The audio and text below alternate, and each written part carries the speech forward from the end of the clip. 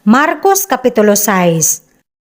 Og migikan si Hesus didto og miadto sa iyang kaugalingong yuta, og minunot kaniya ang iyang mga tinun-an, og sa pag-abot sa adlaw nga igpapahulay, misugod siya sa pagpanudlo sa sinagoga, og daghan sa nagapatalinghog kaniya, nang hibulong nga nagaingon, diin kini makabaton ni ining mga butanga, og unsa ang kinaadman nga nahatag ni ining tawhana, og unsay kahulugan ni anang mga gamhanang buhat nga ginahimo sa iyang mga kamot. Dili ba mao kini ang panday nga anak ni Maria og igsuon ni Jacobo og ni Jose og ni Judas og ni Simon, og wala ba dinhi uban kanato ang iyang mga igsuong babaye, og kani